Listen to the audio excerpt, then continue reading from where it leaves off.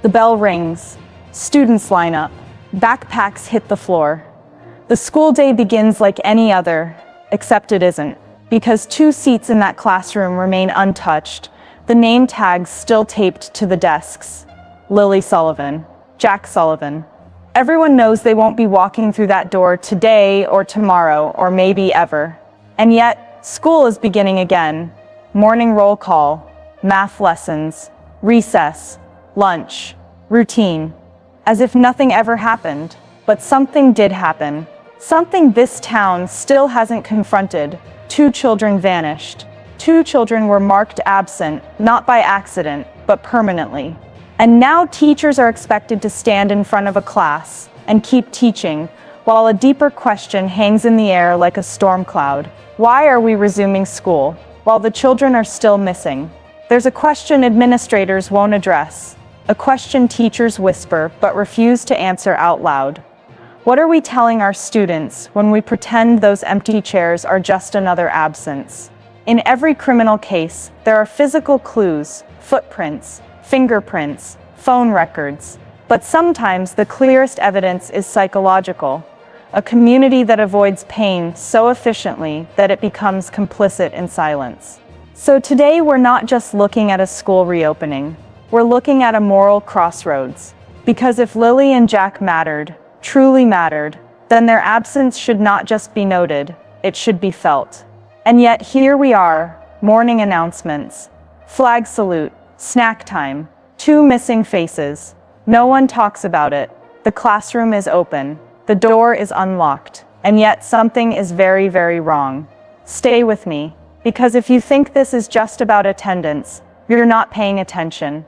But before we dive into this, kindly subscribe to our channel if you believe in fighting for justice. We've just crossed 4,000 subscribers, all because of your support, and we need that same energy to reach 5,000, then 6,000, and then 10,000. So go ahead and drop your fingerprints on that subscribe button and where you watching from, because wherever you are, the day this vision is fulfilled, I will send my appreciation straight to you. Let's keep building this community that fights for justice together. The classrooms are empty, the playground is silent, yet life must go on. School is set to resume, without Lily and Jack Sullivan. But behind closed doors, there's one question no teacher wants to answer. Because this building was designed to be a safe place, a place for learning, comfort, and routine. It's where the children laughed, shared crayons, raised their hands, but now, those same rooms are a reminder of everything that went wrong. 2 seats remain unclaimed. 2 little coats hang untouched in the lost and found. Attendance lists it filled out, but 2 names stay blank. Lily and Jack. The irony is chilling. A school is meant to protect children, yet it now holds the absence of 2 children it couldn't save. Every teacher knows it. Every parent at drop-off feels it.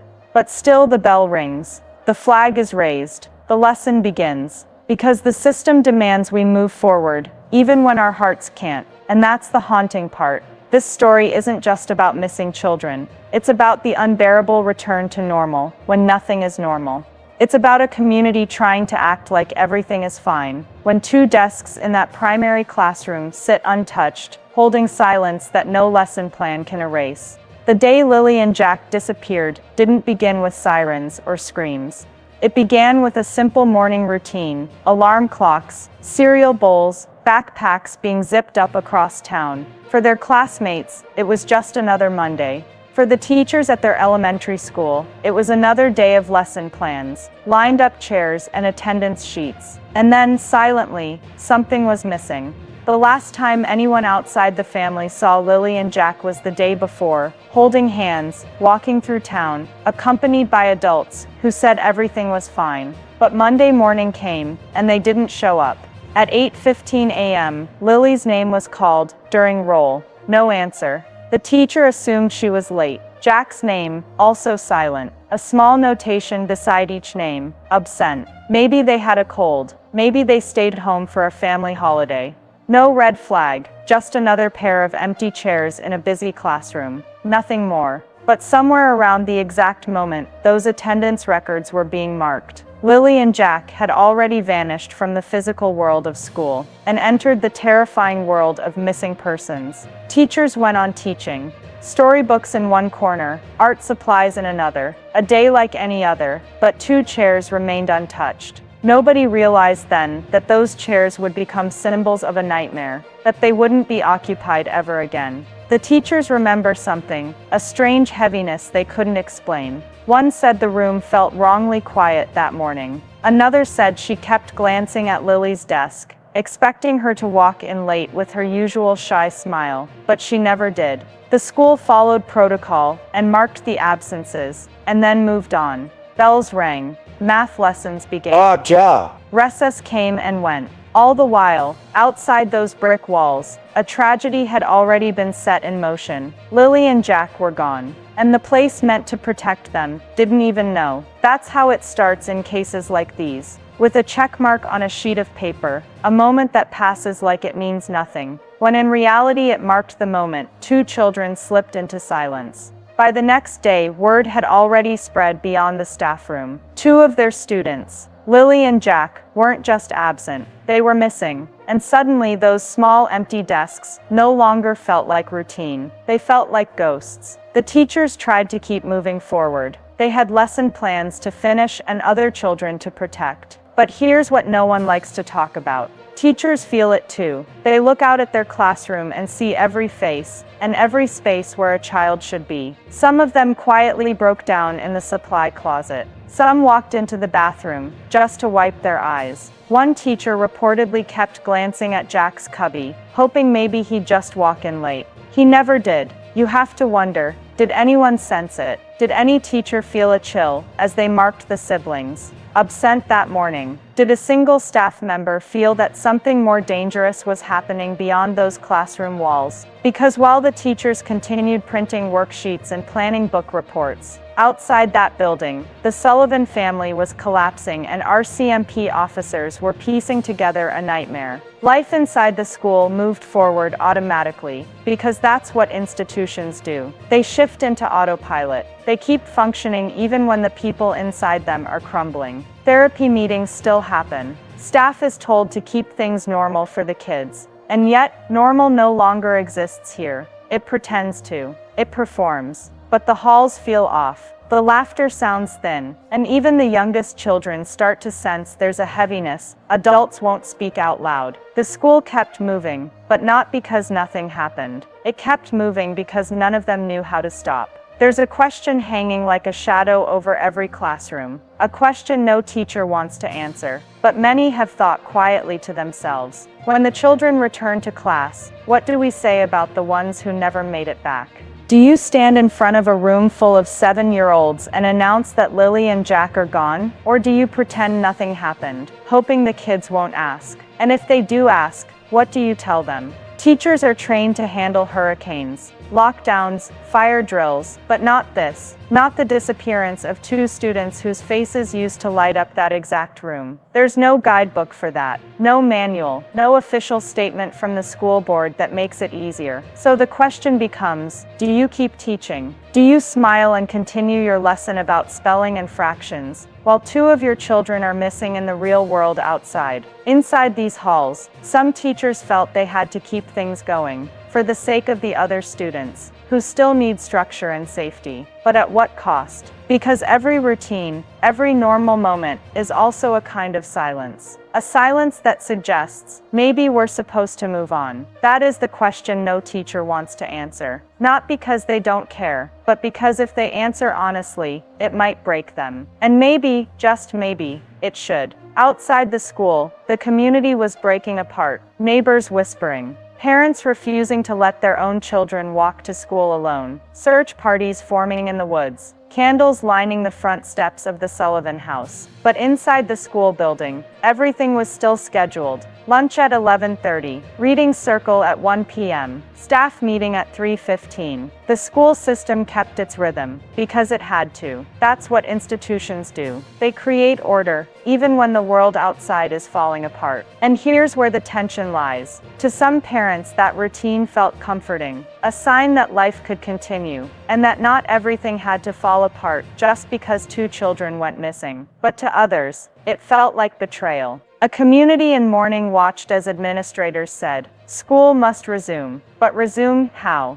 Resume as if Lily and Jack were just a sick day. People started asking, is the school protecting the children, or protecting itself? Is routine truly helping, or is it becoming a form of denial? When you wipe away footprints and straighten the chairs, are you creating stability or silence? This isn't just a story about missing children. It's a story about a town trying to act normal in the middle of something that is anything but normal. A story about institutions that move forward, while real life remains frozen in place. It raises a painful question. Is maintaining the schedule a form of strength, or a form of forgetting? To understand the weight of what this school is experiencing, we have to look at the painful history of how institutions have responded when a child never comes home. When 6-year-old Gannon Stock vanished from Colorado Springs in 2020, his elementary school chose to open just days later. The children were encouraged to return, even though one of their classmates had simply disappeared. His desk was left untouched, decorated with notes, but by the second week, teachers were asked to remove those notes. We have to move forward, they were told. Some teachers said it felt like erasing him before anyone even knew what really happened. After the Sandy Hook tragedy, classrooms stood empty, not for a day, but for weeks, because the trauma was too immediate, too unspeakable. Eventually, the school reopened in a different location, but not a single student or staff member walked through those halls without seeing ghosts. The pattern is always the same. Administration demands order, trauma demands pause, and the two never align. Now Lansdowne Station faces the same crossroads. Lily and Jack aren't dead. At least, not confirmed. They're just gone, disappeared. And so the school district resumed its routine. Attendance logs, math tests, recess whistles. But what does that teach the children watching all of this unfold? That disappearance is just another unfortunate absence. That two missing kids can be absorbed back into the schedule. Here's the part that keeps me up at night.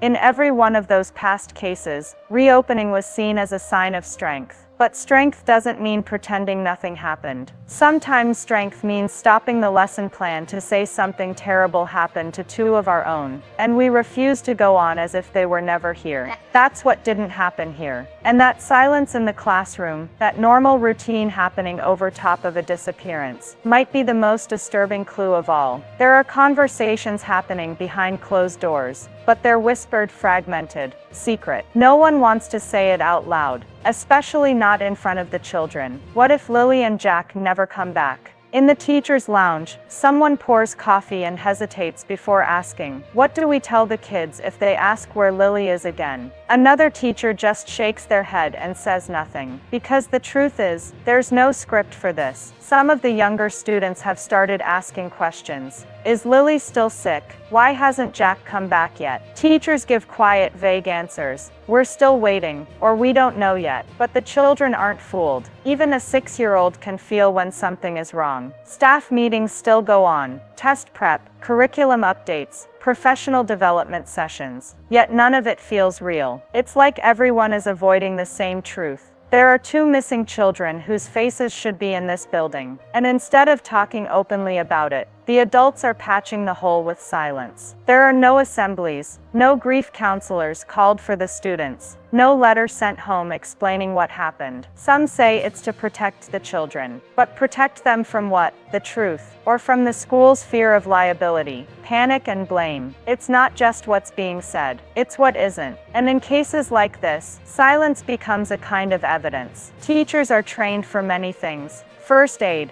emergency drills, how to protect students in a fire or a lockdown. But they are not trained for the absence of a child whose fate is still unknown. They are not trained to teach multiplication in a room where two small desks are permanent reminders of something terrible. Some educators have quietly said the guilt is crushing. They wonder if they missed a sign, a bruise, a cry for help. One teacher told a friend, "I keep thinking, what if they told me something and I didn't take it seriously?" That's the kind of weight no classroom manual can address. It's the kind of weight that lingers in every corner of the room, whether students know it or not. Meanwhile, the school administration says its goal is to maintain normalcy, as if routine will somehow shield the rest of the children from trauma. But what good is normalcy if it means pretending that Lily and Jack were never part of this place at all? Parents have started to ask if grief counselors will be brought in. So far, no real plan has been publicly announced. It's as if the institution believes that if it just keeps going, the pain will fade.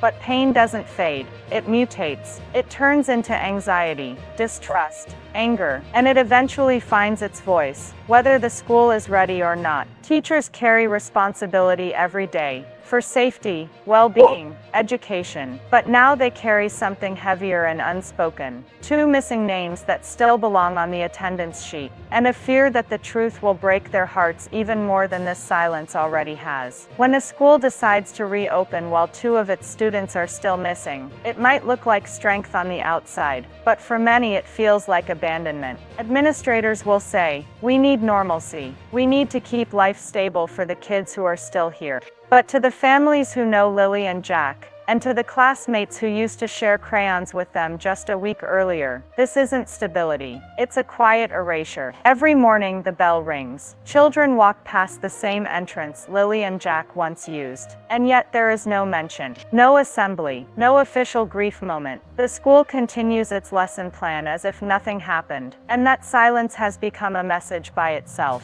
Parents have said things like, "It feels like my children are learning that loss isn't even worth pausing for." Another parent told a local paper, "They think keeping routine will keep the kids calm. But my son asked me why nobody at school talks about Lily anymore. How do I explain that? What message are we sending to the students still walking those hallways? That their classmates can disappear, and after a few days of whispers, everyone just keeps going? That the systems in place will do their own thing, even if a child never comes home. It's not always intentional. No one at the school may want to minimize Lily and Jack. But intentions don't matter when perception screams a louder truth. These children vanished, and life kept going without them. To some it looks like professionalism. To others it looks like denial. When a school reopens without fully acknowledging what has been lost, it doesn't just resume the year. It risks teaching every child in that building a darker lesson, that some children's stories can simply be left behind. At some point, a town has to stop choosing between grief and routine, and learn how to carry both. Because Lily and Jack are not just missing children. They were part of this community, this tiny ecosystem of classrooms, cafeterias, birthday parties, recess games. Their absence isn't just a personal loss to their family, it's a public one, even if no one wants to admit it. This is where the system fails and the heart breaks. All at once. The school keeps going. Teachers keep teaching. Children keep learning. But none of them know how to grieve together, publicly, respectfully, honestly. And in that gap between education and emotion, the truth is slowly being buried under lesson plans. If a school can't pause to honor the children who vanished from its own rosters, what does that say about the value of those children? Some teachers want to speak openly, but aren't allowed. Some parents want a candlelight service on school grounds, and the school declines, for policy reasons. Slowly, a silent message forms. We acknowledge the loss in private, but not too loudly, not in front of the children, not in a way that disrupts the schedule. And that's where community and institution collide. The heart wants to mourn. The system wants to function. But Lily and Jack existed in both spaces, as private souls, and as public students. To honor them fully, the town needs to let grief into the building, even if it's uncomfortable. Because until that happens, the message will remain the same. The classroom doors are open, but something deeply wrong is living behind them. Lily and Jack are gone. But the question remains, what do we teach the children who are still sitting in those classrooms, when even their teachers are silently falling apart? Do we teach them how to carry on, no matter who disappears, without stopping to feel the weight of that loss? Or do we teach them that silence is how you handle tragedy, that you move on politely, quietly, pretending nothing happened? Every school is supposed to be a place of learning, but this one has become something else. A place where young students are being shown, in real time, that two missing classmates can simply be marked absent and left behind, with no answers, no grief, no interruption. So what lesson is that? That disappearance is normal. That some losses are too inconvenient to talk about. That when adults are uncomfortable, they simply change the subject and call it moving forward. That is the silent question. The one no teacher wants to answer. The one nobody wrote into the curriculum. But the one that still lives in the hallways, between every open locker and every empty seat. If Lily and Jack's disappearance teaches us anything, it's not just about danger. It's about what happens when the living pretend they're okay. When the classroom doors stay open, but the truth is locked outside. Now it's your turn to speak. Do you believe this school handled it the right way, moving forward, keeping things normal, honoring structure? Or do you believe something human was lost in that process? That resuming school without publicly acknowledging Lily and Jack was not strength, but denial? Let me know in the comments below, but keep it respectful. No slander, no hate, just your honest analysis. Is it possible that routine protects the innocent students still in that building? Or does routine silence the truth? Which should matter more, stability or acknowledgement? Two children vanished. Their desks sit empty, yet someone decided that was not enough reason to stop the day. So I'm asking you, is this community healing or hiding? Drop your findings below. Every thoughtful response adds weight to this conversation, because Lily and Jack aren't here to speak, but maybe your voice helps ensure they are not erased by silence. I'll see you in the next case. Detective Max signing off.